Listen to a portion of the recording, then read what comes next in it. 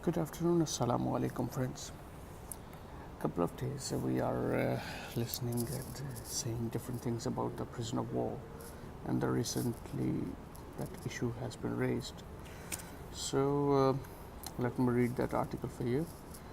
This article has been taken from International Community of the Red Cross, prisoner of wars and detainees protected under international humanitarian law, 29/10/2010 overview. I'm not going into the history of Geneva Convention, that how it formed and its dates and its upgradations at stage one, stage two. No, I'm not going into the history of it because it takes too much time, and this lecture goes long. What I'm going to do, I'm going to read the specific paragraph which concern with the POWs. Okay. The status of the POWs only applies in international armed conflict. POWs are usually members of the armed forces of one of the parties to a conflict who fall into the hand of adverse party. The third 1949 Geneva Convention also classifies other categories of the prisoner of wars who have right to POW status or may be treated as POWs. Let me pronounce POWs. It's a prisoner of war. So whenever I say POWs, it means prisoner of wars.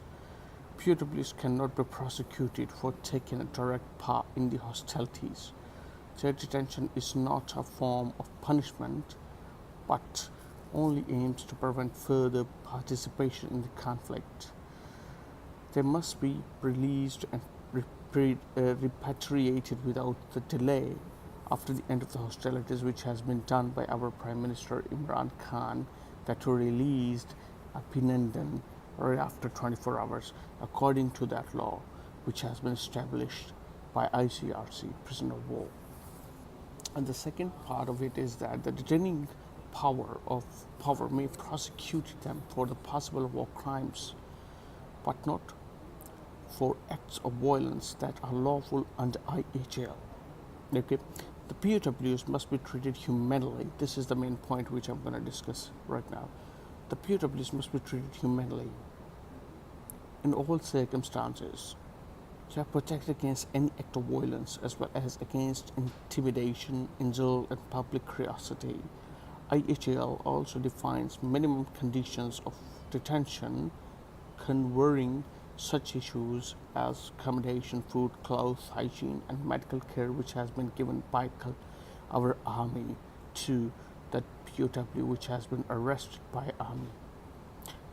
Okay, the next part is that the fourth 1949 Geneva Convention and additional protocol 1 also provide extensive protection for the civilians internees during international armed conflict. It justifies by imperative reasons of security a party to the conflict may subject civilians to assign residence or to internment. Therefore, internment is a security measure and cannot be used as a form of punishment.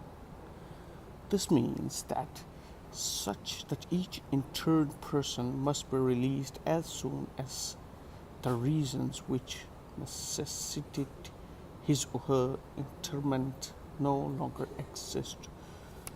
Rules taken by the government governing of the treatment and conditions of detention of civilian internees under IHL are very similar to those applicable to the prisoner of wars.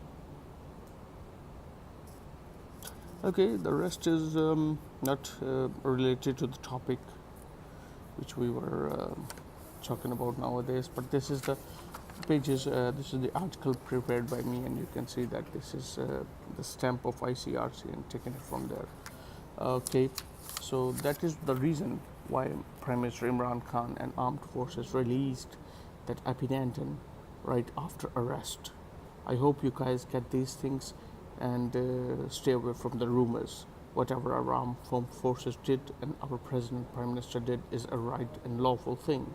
So we must appreciate the effort towards the peace. Thank you very much for this.